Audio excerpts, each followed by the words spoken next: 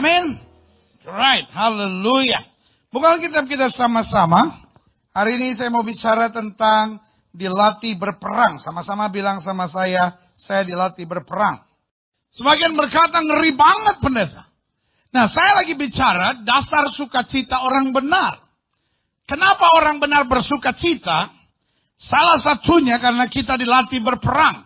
Nah, kalau saudara dengar judul khotbah itu dalam serial khotbah dasar sukacita orang benar, sebagian besar saudara akan berkata, itu sama sekali gak masuk akal pendeta. Itu sesuatu yang kontradiksi. Bagaimana saya bisa bersukacita kalau saya dilatih untuk berperang? Bukankah ini dua hal yang berbeda? Bukankah peperangan sesuatu yang menakutkan? Bukankah dilatih untuk berperang sesuatu yang mencekam? Bagaimana itu bisa dihubungkan dengan sukacita?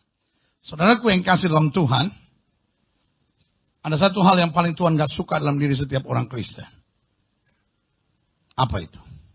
Apa yang Tuhan paling gak suka dari orang Kristen? Oke, malas, sombong, apa lagi? Kepala batu, apa lagi? Menurut saya, nah ini dia. Kalau udah menurut saya susah. Salah satu yang Tuhan paling gak suka dalam hidup kita itu manja. Bukan mandi jarang. Sama-sama bilang sama saya manja. Hal yang paling Tuhan gak suka dalam diri orang Kristen adalah apa? Manja. Nah, kalau saudara tanya sama saya, kenapa manja pendeta? Orang manja tidak peduli dengan tanggung jawab. Orang manja cuma pusing sama perasaannya. Orang yang manja tidak peduli dengan tanggung jawab, dia cuma sibuk sama perasaannya. Kenapa manja jadi persoalan? Karena orang manja tidak peduli dengan tanggung jawab, orang manja hanya sibuk dengan perasaannya. 12 orang udah bilang, nggak apa-apa, saya orangnya itu tetap tekun pada apapun yang saya yakini. Saya ulangi sekali lagi. Orang manja dia tidak peduli dengan tanggung jawab, dia cuma sibuk sama perasaannya. Dengar baik, orang manja tidak pernah peduli dengan tanggung jawab, dia cuma sibuk sama perasaannya. Ah, kasih tepuk tangan yang meriah. Saudaraku yang kekasih dalam Tuhan, saya ulangi sekali lagi. Kenapa manja jadi persoalan? Karena orang manja tidak peduli dengan tanggung jawab. Orang manja cuma sibuk dengan perasaan. Ngerti sampai di sini? Iya kan? Suami yang manja menyebalkan, istri yang manja menyebalkan, pelayan-pelayan Tuhan yang manja menyebalkan, anak-anak muda yang manja menyebalkan. Gak usah sadar loh. Makanya selalu saya bilang, orang tua yang memanjakan anak-anaknya adalah orang tua yang jahat. Karena orang manja itu lucu tapi nyebelin. Siapa yang setuju sama saya? Tuhan sayang sama kita. Amin. Siapa yang setuju bahwa kita disayang Tuhan?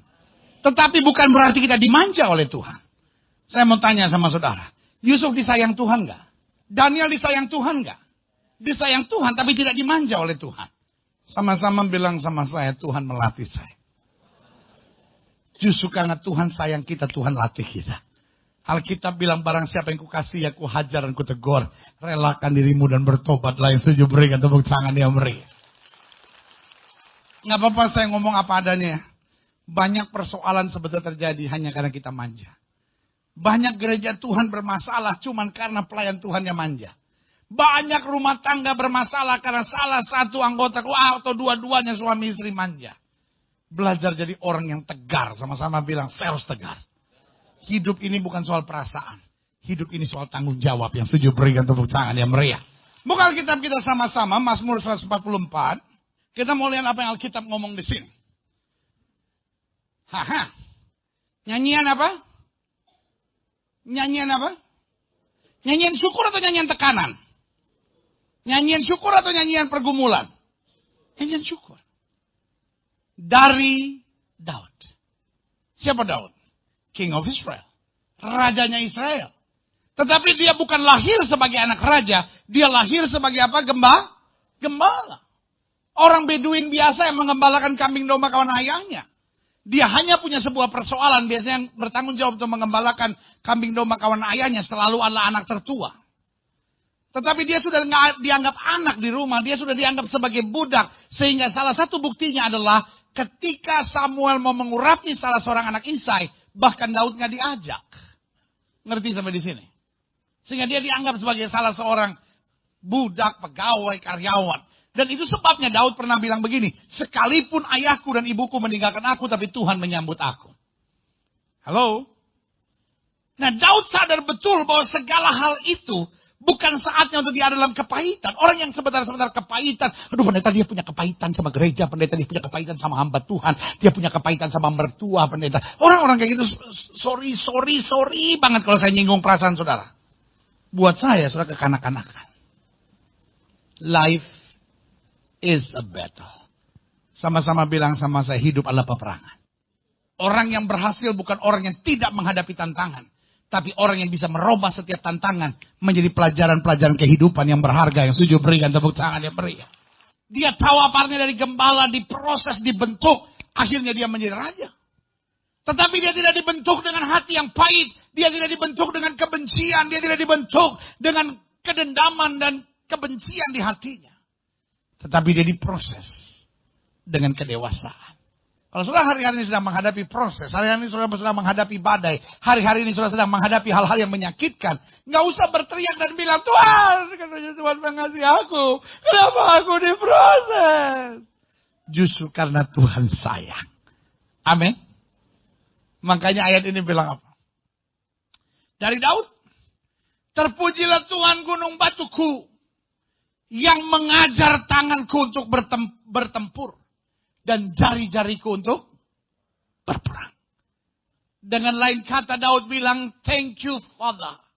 Terima kasih Bapa, Engkau tidak menjadikan aku manja. Terima kasih Tuhan, Engkau melatih aku. Ada masa-masanya aku menangis. Ada masa-masanya aku berontak. Ada masa-masanya aku kecewa. Ada masa-masanya aku merasa, where are you God? Tetapi aku bersyukur. Karena Tuhan tidak mendidik aku manja. Tuhan tidak manjakan aku dan membiarkan aku semaunya aku. Tapi terima kasih Tuhan, Engkau membawa aku ke padang rumput yang hijau. Tapi pada saat yang bersamaan, aku juga harus lewati lembah kekelaman. Terima kasih Tuhan. Aku dilatih melewati badai air mata. Aku dilatih untuk menghadapi situasi-situasi yang menyakitkan. Karena itu dia menyadari betul syukur bagi Allahku. Selanjutnya 2 Samuel pasal 22 ayat 40 sampai 41. Engkau telah mengikat pinggangku dengan keperkasaan. Engkau mengikat pinggangku dengan keperkasaan. Untuk apa? Berperang. Engkau tundukkan ke bawah kuasamu. No. Kuasaku. Amin. Tuhan tundukkan di bawah kuasa siapa? Yang tundukkan siapa? Ditaruhnya di mana? Dalam hidup saya yakin sekali. Orang yang mencurangi saudara. Orang yang menjahati saudara. Orang yang mau tusuk saudara dari belakang selalu akan berada di bawah saudara. Yang bilang amin catat ya, masuk surga. Yang gak bilang amin cuman masuk rumah mertua, ntar tenang aja.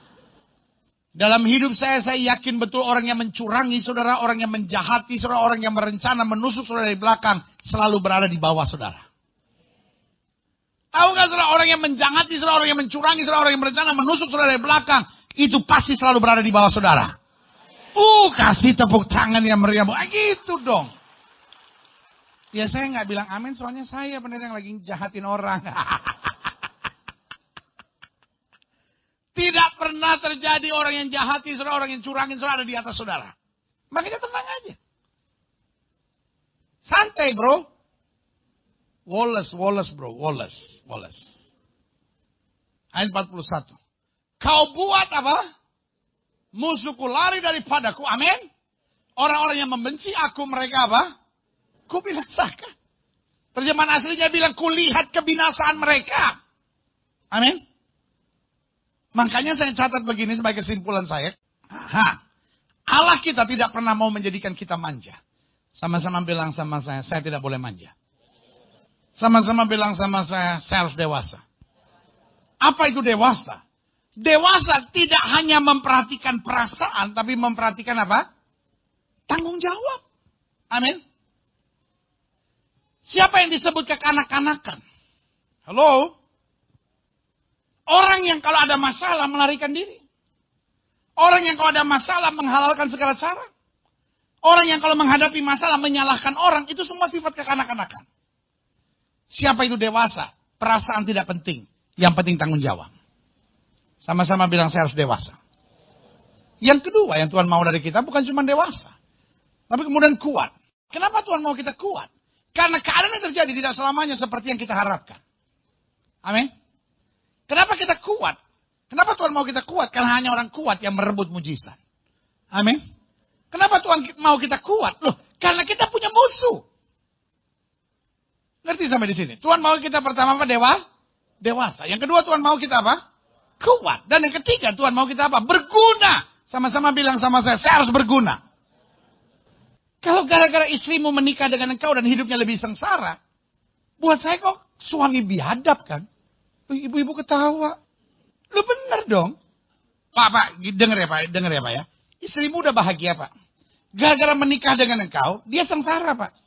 Engkau kan suami biadab Pak. Ini Gilbert kenapa sih gue dibiadab-biadapin, gila banget.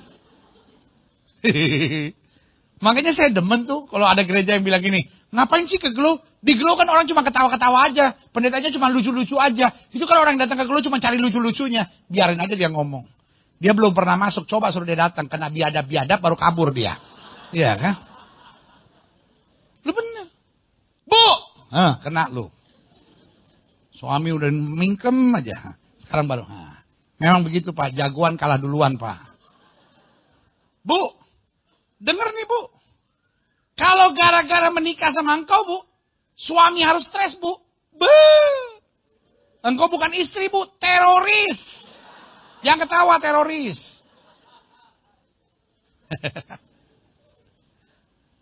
Amin.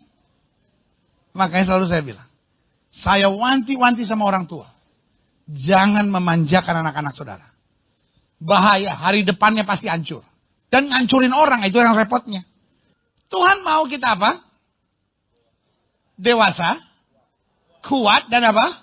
Berguna. Makanya dia izinkan kita menghadapi apa? Peperangan. Nah, peperangan apa yang Tuhan izinkan? Saya catat ada 4.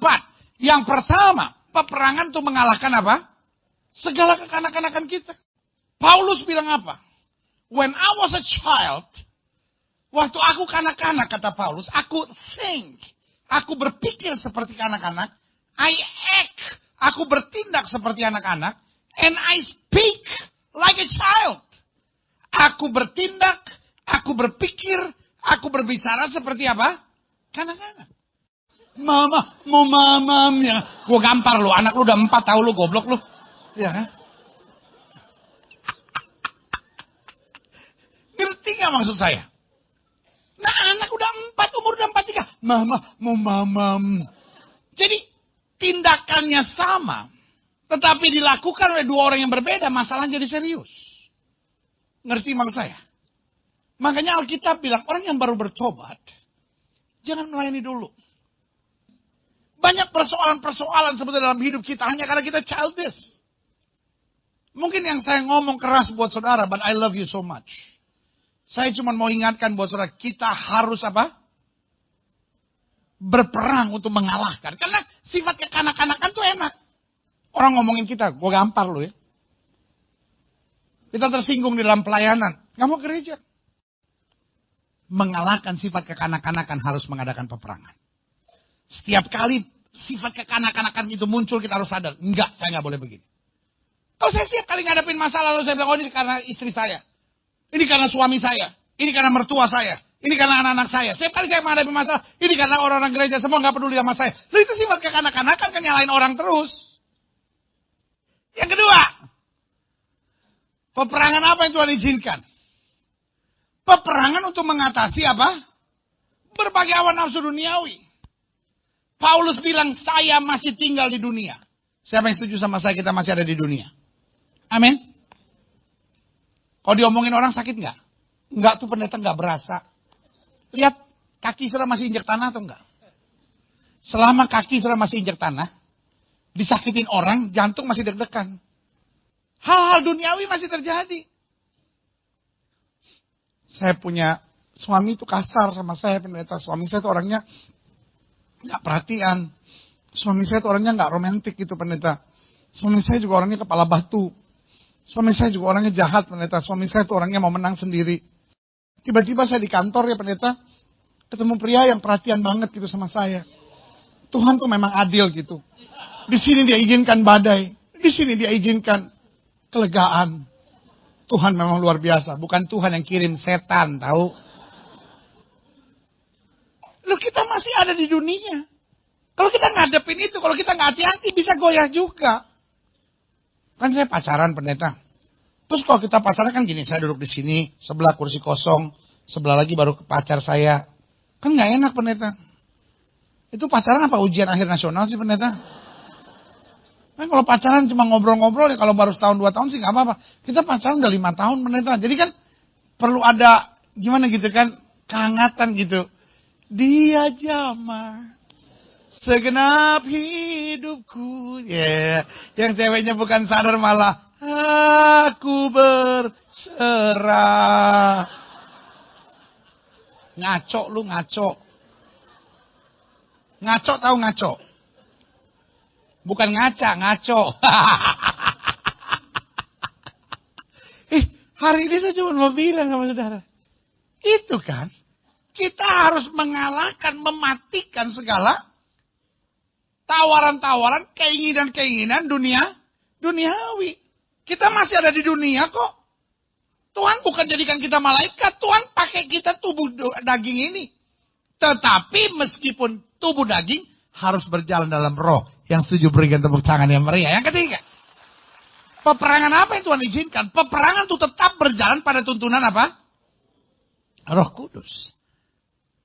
Salah satu yang setan paling marah adalah kalau kita mulai berjalan pada tuntunan Roh Kudus. Setan gak peduli sudah Kristen, pelayanan sejauh masih daging gitu. Masih emosian, masih kepala batu, masih mau menang sendiri, masih cari keuntungan daging, ya kan? Selama sudah pelayanan begitu, selama sudah aktif di gereja dengan cara seperti itu, setan bilang gak apa-apa. Lo jadi agent gue ya di gereja ya.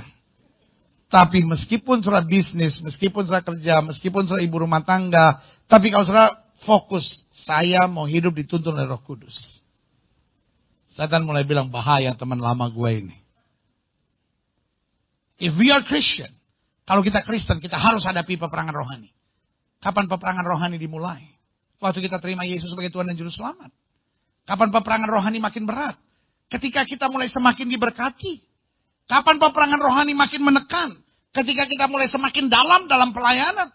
Jadi kalau sudah bilang, kenapa ya pendeta kalau saya mau terlibat dalam pelayanan, kok makin tekanan itu berat? Saya tetap mau bilang roh yang di dalam kita lebih besar dari roh yang alam dunia ini. Yang setuju berikan tepuk tangan. Amin. Setan selalu mau cari cara untuk apa? Lihat hidup sudah kacau, berantakan, tertekan, dan sengsara. Ngerti mau saya? Tapi waktu kita hidup dalam tuntunan roh, tantangan-tantangan yang makin berat sekalipun, kita bersyukur dan kita bilang, Tuhan terima kasih. Engkau melatih aku makin hari, makin disempurnakan. Berikan tepuk tangan yang meriah. Yang keempat, peperangan untuk mematikan apa? Keinginan-keinginan daging. Makanya Alkitab bilang berdoa dan berjagalah. Roh memang penurut, tapi daging apa? Lemah. Dan kita masih berjalan dalam daging. Makanya Paulus bilang apa? Aku telah menyalibkan dagingku. Supaya Kristus dimuliakan di dalam aku. Amin. Selanjutnya saya pelajari. Nah dalam peperangan apa yang harus kita siapkan? Hal-hal penting dalam peperangan. Yang pertama kita harus siap menghadapinya. Amin. Peperangan gak perlu kita hindari.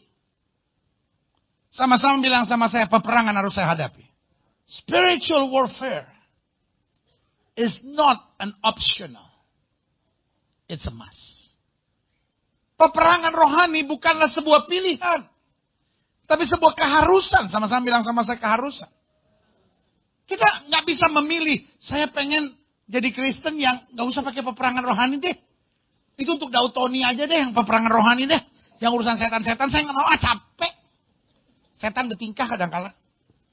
Sampai ada orang doa begini, Tuhan, setan ganggu saya, setan keluar, setan keluar. Setan apa nggak kasihan sama saya sih? Ya ilah udah frustasi. Ajak damai setan, jangan mau. Sama-sama bilang sama saya harus siap. Karena roh yang di dalam saya lebih besar. Amin. Kalau sudah mulai diberkati siap. Kalau sudah mulai maju siap. Kalau sudah mulai melihat banyak hal baik yang Tuhan kerjakan dalam hidup sudah siap. Ada peperangan rohani. Tapi kita pasti menang. Amin. Yang kedua saya catat di sini. Hal-hal penting apa dalam peperangan? Yang kedua kita harus serius. Sama-sama bilang sama saya harus serius. Karena hukum peperangan itu sederhana. Dalam hukum peperangan, kalau saya tidak menghancurkan, saya akan dihancurkan. Amin. Kalau saya tidak mematikan perbuatan daging yang akan mematikan saya. Kalau saya tidak mengalahkan emosi yang mengalahkan saya. Kalau saya tidak menghancurkan kepala batu itu akan menghancurkan saya. Kira-kira sampai sini sudah ngerti mau saya? Sama-sama bilang sama saya serius. Jadi peperangan rohani bukan kalau bisa. Ya kalau bisa sih saya mesti buanglah kebiasaan emosi saya. Kalau bisa saya mesti buanglah kebiasaan mulut saya yang jahat ini. Kalau bisa ya saya mesti buanglah kebiasaan saya yang penuh benci, dendam sama orang lain, susah ngampunin. Kalau bisa saya sih harus buang kebiasaan saya yang hidup dalam kepahitan. No, it's not kalau bisa. Amin. Ini sesuatu yang serius. Amin. Yang ketiga, apa hal yang harus diperhatikan dalam peperangan rohani? Hal penting dalam peperangan ini, kita harus mampu menggunakan senjata-senjata rohani. Hanya orang nekat yang maju peperangan tanpa senjata. Kalau kita mau maju perang, make sure we are ready with our weapons. Kalau kita maju dalam peperangan rohani, kita maju dalam peperangan, kita harus sepakat bahwa kita harus siap dengan apa? Senjata kita. Dan Alkitab bilang senjata perang kita bukan dunia tapi kuasa Tuhan. Amin. Apa senjata dunia? Uang. Apa senjata dunia? Koneksi. Apa senjata dunia? Otak kita, kepintaran kita. Tetapi apa senjata Kristus? Yang pertama Alkitab bilang apa? Ketopong keselamatan. Sama-sama bilang sama saya ketopong keselamatan. Dalam bahasa Inggris disebut helmet of salvation. Apa sih ketopong itu? Helm, tahu helm? Alkitab bahasa Indonesia juga kadang-kadang bikin rumit aja sesuatu gitu. Kan bahasa Indonesia nggak pernah kan pakai kata ketopong kan? Kalau naik motor pakai ketopong ya. Itu ketopongnya dikencengin dong. Ketopong apaan? Ketoprak. Helmet of salvation. Helm itu gunanya apa, Pak? Melindungi gigi. Helm itu gunanya apa, Pak? Kepala. Harus apa yang dijaga di kepala, Pak? Di kepala ada yang namanya pikiran. Helmet of salvation. Saya harus ingat, saya sudah diselamatkan. Saya bukan orang berdosa. Kelakuan saya nggak boleh sama dengan orang berdosa. Itu namanya dewasa, Pak. Itu namanya siap berperang, Pak. Jangan biarkan setan mulai masuk dalam pikiran kita. Saya nggak mungkin menang, saya nggak mungkin sanggup, saya nggak. No, engkau sanggup, Pak. Makanya jangan berpikir sebagaimana dunia berpikir. Milikilah pikiran Kristus. Saya sudah ditebus. Saya anak raja. Roh di dalam saya lebih besar. Tuhan akan bela saya. Tuhan akan berikan kemenangan. Berikan tepuk tangan yang meriah buat Tuhan. Itu yang namanya helmet of salvation. Lalu apa lagi? Baju zirah. Apa itu baju zirah? Baju perang. Bernama apa? Keadilan. Apa itu keadilan? Jangan aneh-aneh. Pokoknya nggak usah miring ke kiri, miring ke kanan. Adil aja, benar lakukan apa yang Tuhan perintahkan. Amin. Lalu apa lagi? Ikat pinggang kebenaran. Jangan aneh-aneh. Jangan cuma mau nyari yang enak, yang untung, yang menyenangkan. Hidup yang penting harus kita cari kebenaran. Amin. Sama-sama bilang sama saya, hidup yang penting benar. Kalau kita kan enggak, yang penting untung. Halal, haram, hajar. Ya kan? Yang penting untung. Yang penting enak, yang penting menyenangkan. Itu kan gaya anak-anak sekali. Hidup tuh yang penting bener. Walaupun yang bener ini nyakitin. Loh, ngampunin orang enak gak? Halo? Ngampunin orang enak gak? Nggak enak. Tapi itu yang benar. Bu. Ibu. Bu. Ini agak gak enak nih Bu ya. Tunduk sama suami enak gak Bu? Enak. Enak. Saya kadang-kadang mau saya tanduk aja suami saya sebenarnya. Nyebelin dia orangnya kalau dia baik, perhatian, pengertian. Saya pasti tunduk. Tapi kalau laki kayak begitu. Kadang-kadang saya pikir. Tuhan. Kok Goliat gak ada lagi. Kalau gak saya aduin dia sama Goliat. Bu tunduk sama suami enak gak Bu? Tapi itu yang benar. Adik-adik muda hidup dalam kekudusan gampang gak? Enak gak? Tapi itu yang benar. Lalu ada lagi apa? Perisai iman. Setiap kali ada serangan apapun, saya nggak sibuk dengan fakta keadaannya, saya berjalan tetap dengan iman. Amin. Apa itu iman? Mempercayai janji Tuhan lebih daripada apa yang saya lihat, apa yang saya dengar, dan apa yang sedang terjadi sekarang ini. Amin. Lalu apa lagi? Kasut. Kerelaan untuk apa? Memberitakan Injil. Artinya dimanapun saya ada, saya tahu saya hamba Tuhan. Sama-sama bilang saya hamba Tuhan. Hamba Tuhan bukan profesi, tapi hamba Tuhan adalah status. Profesi kita boleh berbeda-beda. Ada yang profesinya pendeta, tidak semua hamba Tuhan adalah pendeta. Ada hamba Tuhan tapi ibu rumah tangga, ada hamba Tuhan tetapi dosen, ada hamba Tuhan tapi pengusaha, ada hamba Tuhan tapi pedagang, ada hamba Tuhan tapi mahasiswa, ada hamba Tuhan tapi pengacara, ada hamba Tuhan tapi notaris, ada hamba Tuhan tapi polisi, ada hamba Tuhan tapi tentara. Ngerti maksud saya? Sama-sama bilang saya hamba Tuhan. Dan apalagi? Pedang roh, yaitu apa? Firman. Artinya dalam kondisi tertekan bagaimanapun, saya melawan dengan firman. Firman Tuhan berkata, 1000 rebah di sisi kirimu, 10.000 rebah di sisi kananmu, itu tidak menimpamu. Firman berkata, 1 orang bertobat, seluruh rumah tangga diselamatkan. Firman berkata, malapetaka tidak akan menimpa kamu dan tulah tidak akan mendekat kepada kemahmu. Firman berkata, kamu tidak turun, tapi kamu diangkat naik, tidak menjadi ekor, dipimpin menjadi kepala. Berikan tepuk tangan yang meriah buat Tuhan. Amin. Selanjutnya, hal penting dalam peperangan. Kita tidak boleh gentar. Alkitab bilang apa? Jangan kamu gentar supaya kamu tidak digentarkan. Karena kalau kita sudah gentar, maka kita tidak akan pernah maju. Ya tapi keadaannya pendeta. Tapi situasinya pendeta. Tapi pendeta kan gak ngerti posisi saya. Saya cuma mau bilang. Dalam segala hal.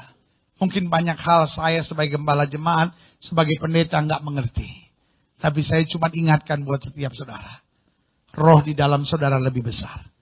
Alkitab sudah bilang, terlebih banyak yang ada di pihak kita daripada yang melawan kita. Kalaupun hari ini sudah menghadapi badai, nggak usah kekanak-kanakan dan lari. Sorry untuk ngomong ini. Kadang-kala kita cuma terlalu childish, kita terlalu kekanak-kanakan.